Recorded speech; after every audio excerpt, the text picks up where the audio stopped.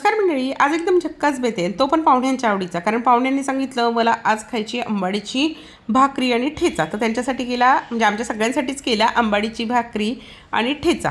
तर कसा करायचा बघूया. तर यासाठी आंबाडीची भाजी आणल्यावर छान निवडून घ्यायची, म्हणजे फक्त पानं काढून घ्यायची, धुवून घ्यायची. त्यानंतर पाणी उकळायला ठेवायचं. फार पाणी उकळायला ठेवायचं नाही.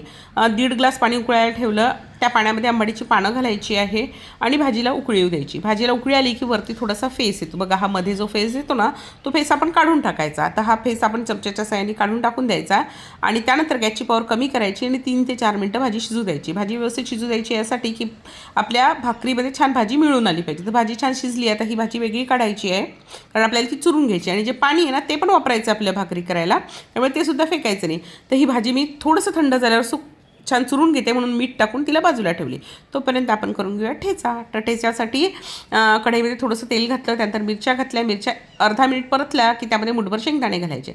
आता मिरची आणि शेंगदाणे दोघंही एकत्र छान भाजून घ्यायचे. तर मिरची उडायची शक्यता असते, त्यामुळे झाकण ठेवले, पण मधोमध्ये त्याला हलवत राहायचं, म्हणजे आपल्या मिरच्या आणि शेंगदाणे सगळ्या बाजूनी व्यवस्थित शिजले जातील.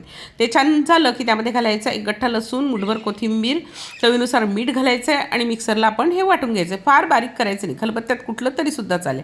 हा ठेच्याची चव अजून वाढावी आणि पोटाला बाधू नये यासाठी काय करायचं आहे, कढईत तेल गरम करायचं आहे, त्यामध्ये आपण केलेला ठेचा घालायचा आहे आणि जरासा परतून घ्यायचा आहे. त्यामुळे काय होतं, ठेच्याची चवही वाढते आणि पोटालाही बाधत नाही. आता ही जी भाजी आपण काढली होती ना, ही छान हाताने चुरून घ्यायची आहे. आता मला जवळजवळ 8-9 भाकरी करायच्या आहेत. त्या हिशोबाने मी ज्वारीचं पीठ ह्यामध्ये घालून घेतलं आहे, चवीनुसार मीठ घातलेलं आहे.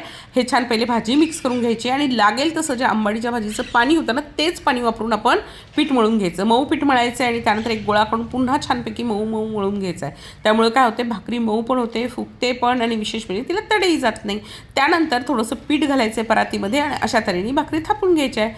तुम्ही जर भाकरी तुम्हाला थापता येत नसेल ना, तर तुम्ही या भाकरी लाटूनसुद्धा करून घेऊ शकतात. म्हणजे या भाकरी फार तुटत नाही, त्यामुळे तुम्ही अगदी लाटूनसुद्धा करू शकतात आणि नंतर थोड्याशा थापून घ्यायच्या, म्हणजे थोडेसे बोटं उमटवायचे. पण मी छान थापून भाकरी केल्या आहेत. तवा छान गरम होऊ द्यायचा आहे, भाकरी त्यावर घालायची आहे आणि जी बाजू आपली पिठाची असते त्यावर पीठ दिसू नये किंवा पीठ व्यवस्थित निघून जावं, त्यासाठी थोडंसं आपण पाण्याचा हात फिरवून घ्यायचा आहे. पाण्याचा हात फिरवायचा आहे. हा वरचा पाण्याचा थर थोडासा सुकला की लगेच भाकरी काय करायची, परतून घ्यायची आहे.